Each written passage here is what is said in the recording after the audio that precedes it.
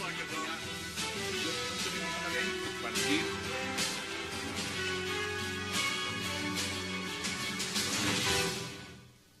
Y qué placer darle la bienvenida esta noche en 360 a la diputada venezolana María Corina Machado. Qué placer volvernos a encontrar, esta vez no vía satélite, sino en persona. Así es, finalmente, Hassan. Qué placer, no, qué placer gusto realmente. mío, gusto Mire, mío. muchos temas, poco tiempo, porque tiene una agenda usted también apretada, y en eso vamos a tratar de sacar muchos temas al aire. ¿Cómo vio la decisión del Consejo Nacional Electoral en Venezuela, cuando ya, después de hacer esa auditoría general, dice que cero error en los resultados de las elecciones presidenciales? ¿Cómo lo perciben ustedes? Desafortunadamente, sin ninguna sorpresa, porque es consistente con la forma como este Consejo Nacional Electoral se ha venido comportando previo al proceso electoral y, por supuesto, a partir de allí. El CNE se comprometió frente a todos los venezolanos, a partir del planteamiento que hizo la misma noche de la elección Enrique Capriles Radonsky, a hacer una auditoría integral de todos los elementos, todos los instrumentos del proceso electoral. En su momento el propio señor Maduro dijo que él estaba de acuerdo, y con este compromiso de Maduro y Tibisay y Lucena fue que se fueron todos los presidentes a reunirse en Lima el 18 de abril y acordaron acompañar el proceso. Ahora lo que ha tenido lugar es una farsa evidente en la cual todos sabíamos que el CNE iba a terminar validando su propio procedimiento. Lo hizo. Se negaron a verificar los cuadernos, se negaron a verificar las huellas. Entonces, si esconden todo esto, por algo será. Y la razón es que si abren esto para los venezolanos, se comprobará que al final se robaron las elecciones. ¿El rol de UNASUR ahí, cómo lo ve? ¿Y el rol de la región? Porque la región, al final de cuentas, en UNASUR dijeron, vamos a reconteo. Reconteo dice, está perfecto. Mire, es muy preocupante. Yo sé que hay muchas personas vinculadas a UNASUR que creen que van a pasar la página y que los latinoamericanos nos vamos a olvidar de este tema. Se equivocan, porque los presidentes de UNASUR nos dieron la palabra no solamente a los venezolanos, sino a los latinoamericanos, que entendemos que no es solamente la democracia en Venezuela lo que está en juego, sino la estabilidad de la región. Y ellos, al comprometerse, por una parte, a que tendría lugar todo este proceso de auditoría, pero en segundo lugar, en el punto 5 de ese acuerdo, Hassan, se comprometieron a acompañar una comisión para investigar la verdad de los actos de violencia. ¿Se hizo? Nada. Es decir, no enviaron a nadie. Nada. Es decir, UNASUR le ha dado la espalda, por supuesto a Venezuela, pero también a los latinoamericanos. Entonces, es UNASUR y es la OEA, porque yo quiero insistir en algo. En Venezuela se están violando de manera clara, flagrante, artículos de la Carta Democrática Interamericana.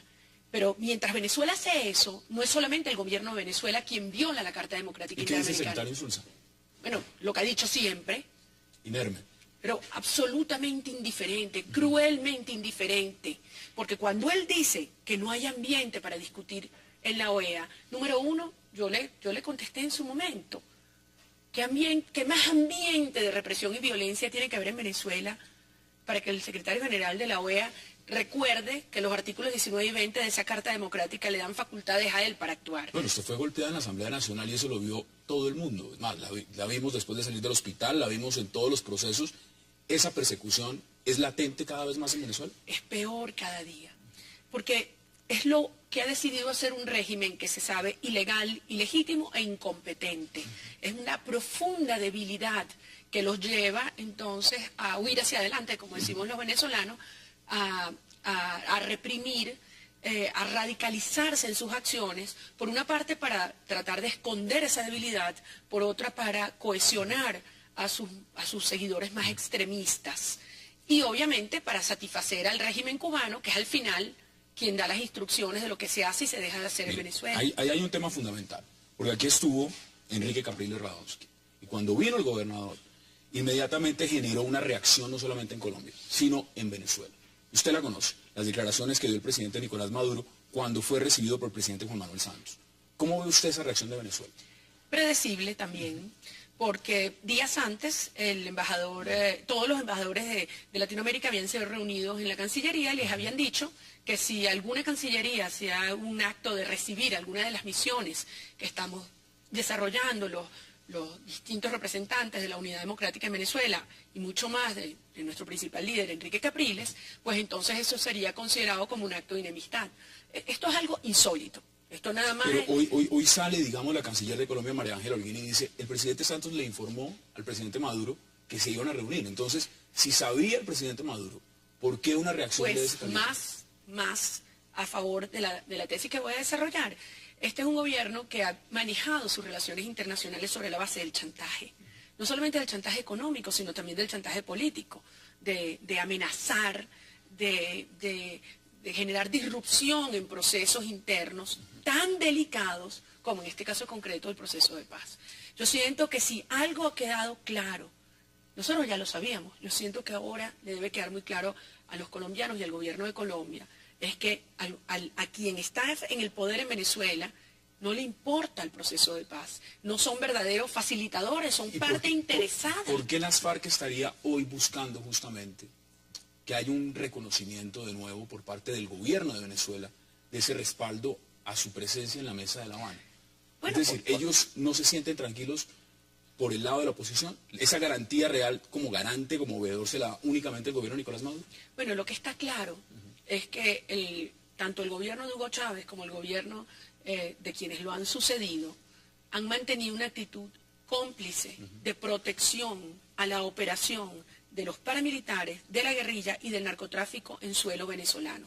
Entonces, insisto, no es un facilitador neutral, es una parte interesada y está claro que el gobierno de Venezuela y todas las facciones que hoy lo componen y que como todos sabemos están en franco enfrentamiento, tienen una incidencia y una influencia decisiva por parte de los hermanos Castro. Ustedes están viajando, me refiero a miembros de la oposición clave, fichas importantes con reconocimiento, y lo están haciendo en la región. ¿A dónde ha ido?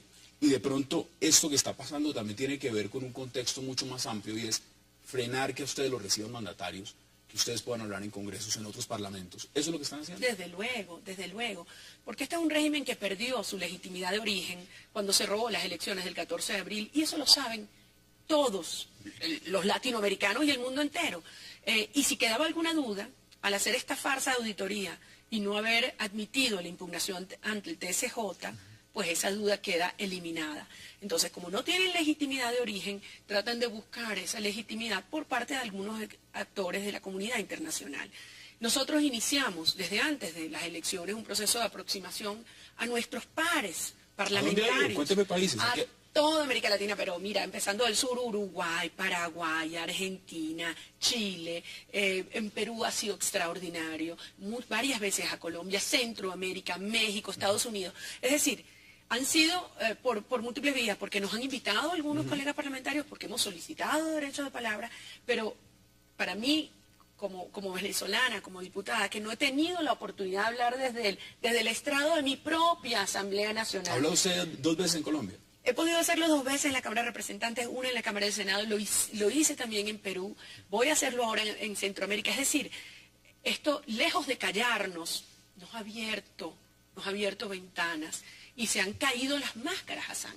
Ya no pueden seguir manteniendo una farsa, que era una farsa para quienes querían mantener esas vinculaciones de intereses económicos, geopolíticos, ideológicos. Pero acá hay un elemento clave, mire, vamos a ver declaraciones. Por ejemplo, vamos a ver en este momento unas que ya hablan del tema, y usted lo mencionó anteriormente hace unos segundos, el tema de paramilitares en Venezuela. Porque eso ya lo refieren a Colombia. Dicen que hay paramilitares enviados, que son prácticamente acordados entre la oposición y tratan con autoridades o miembros del gobierno de Colombia fraguar algo en Venezuela contra Nicolás Maduro y contra el gobierno. Veamos esa declaración. Los paramilitares que se han capturado son archiconocidos en el mundo del asesinato político, del sicariato en Colombia. La derecha se ha quedado callada. Hay factores, yo sé quiénes fueron a Colombia, con quién hablaron, y sé desde Colombia quiénes financian a este grupo, quiénes dan las órdenes para que vinieran aquí. Yo lo sé, y se lo voy a decir al presidente Santos algún día que nos veamos cara a cara, para que él sepa quiénes son los que están conspirando desde Bogotá contra Venezuela. Cuando usted ve esas declaraciones, ¿qué piensa? Mira, Si no fuera porque estas declaraciones se utilizan para perseguir y para castigar y para encarcelar gente inocente, este tipo de declaraciones se darían lugar a la burla. Muchos se ríen, muchos dicen que está loco. No es eso. Claro, y hablan de los aviones que mencionaste antes. Ya lo vamos a ver. Esto realmente, en primer lugar, no es nada nuevo. La utilizar y crear la figura del enemigo externo lo han utilizado los regímenes autoritarios durante siglos, porque eso es una manera de cohesionar a ciertas fuerzas internas y desviar la atención del drama que pueden estar viviendo internamente esos países. ¿Qué está pasando hoy en día en Venezuela? Tú tienes una crisis económica sin precedentes. ¿Qué tan grave realmente es el desabastecimiento para el que está en Caracas, bueno, el que está en Venezuela? Déjame explicarte. Las cifras oficiales del Banco Central de Venezuela, y ya sabemos la forma como el Banco Central de Venezuela está controlado por el Poder Ejecutivo, pero sus propias cifras oficiales te están hablando de por encima del 20%. Eso quiere decir que de cada 100 productos, 20 no los consigues. Hay productos esenciales, leche, agua, azúcar. ¿Y algo lo del papel higiénico? Bueno, lo del papel higiénico nos da hasta vergüenza, que pueden llegar a niveles de hasta 60 y 70% de escasez. Ahora, acompaña la escasez con una inflación que el mes pasado fue el segundo mes más alto de la inflación en la historia de Venezuela. Una inflación del 6% en mayo. La de Colombia, en todo el año 2012, en todo el año fue 2,4%. Perú, 2,7%. México, 3%. Nosotros en un mes tuvimos el doble de lo que ustedes tuvieron en un año. Entonces, esto es algo que hace que la gente esté desesperada, porque el ingreso real se deteriora día tras día.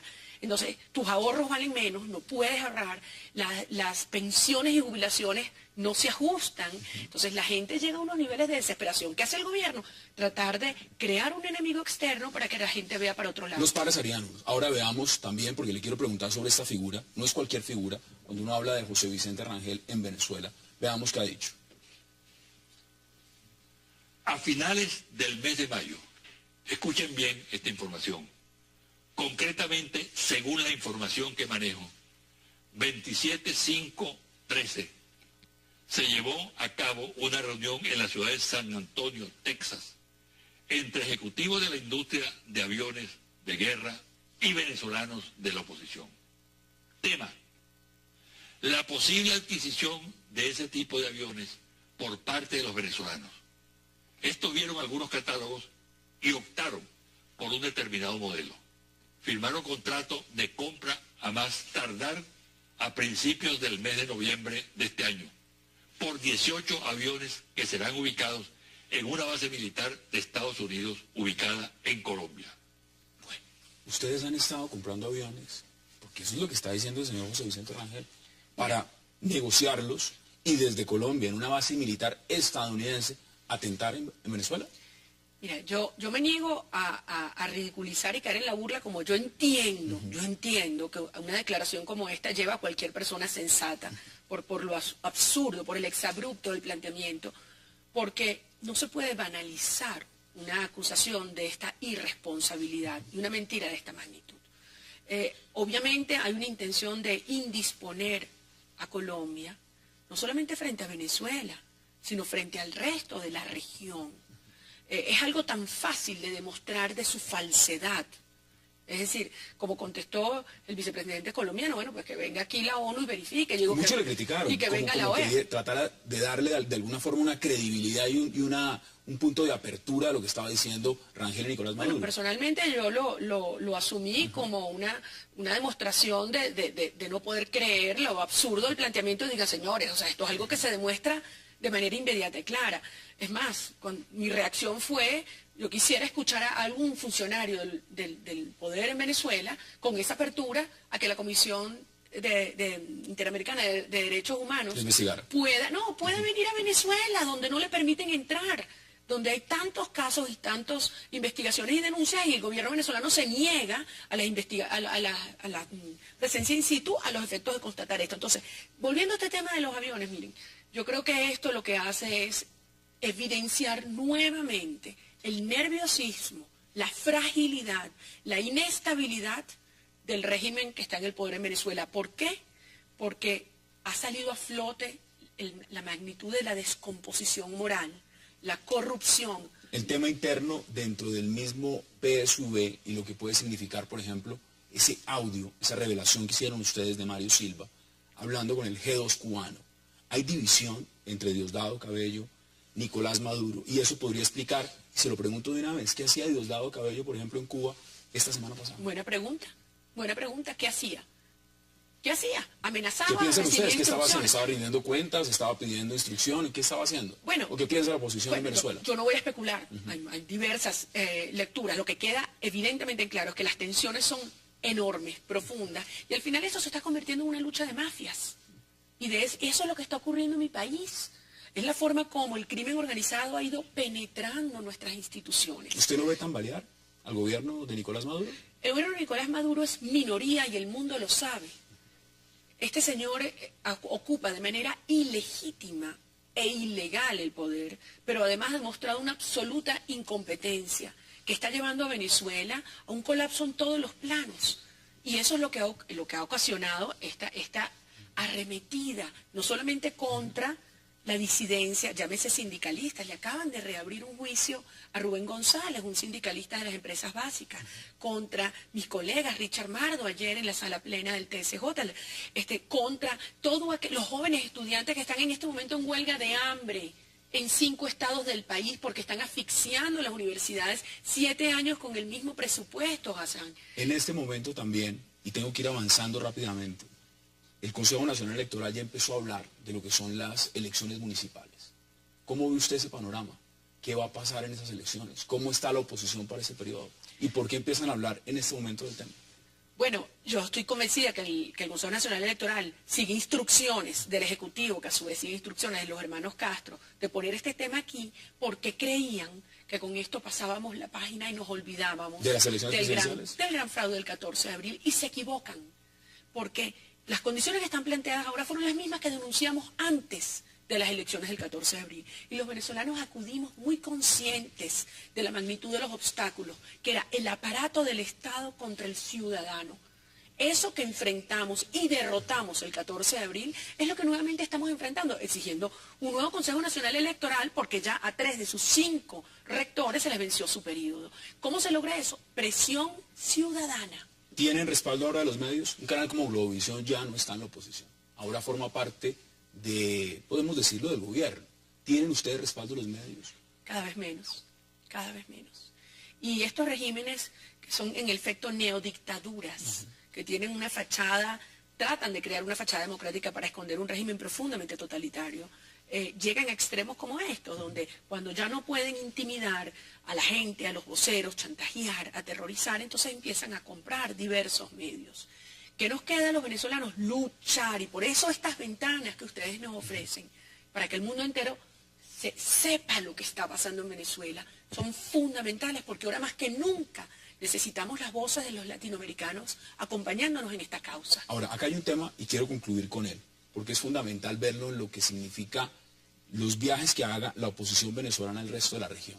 Sentó un precedente, o está sentando Venezuela un precedente, y es: no los reciban, no los atiendan, no los oigan, y caerá la región, como se preguntan muchos, en un chantaje de tal magnitud. El poder de chantaje del régimen chavista viene en picada, y por muchas razones. Primero, porque ya no tienen tanta plata. O le siguen regalando la plata a quienes tenían como rehenes, o se van a tener que meter una nueva y tremenda devaluación en Venezuela. En segundo lugar, porque hay regímenes que son democráticos, hay gobiernos democráticos que dicen: mira, con un gobierno con ese grado de ilegitimidad, violando derechos humanos y vinculado al narcotráfico y al crimen organizado, mejor no.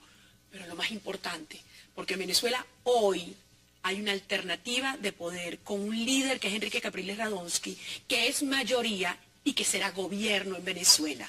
Y por eso estos otros gobiernos del continente empiezan y han asumido su relación con nosotros desde otra perspectiva.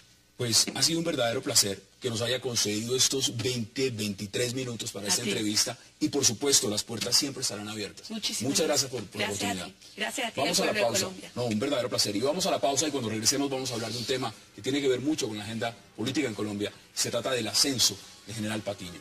Ya vamos a ver qué pasó con ese tema.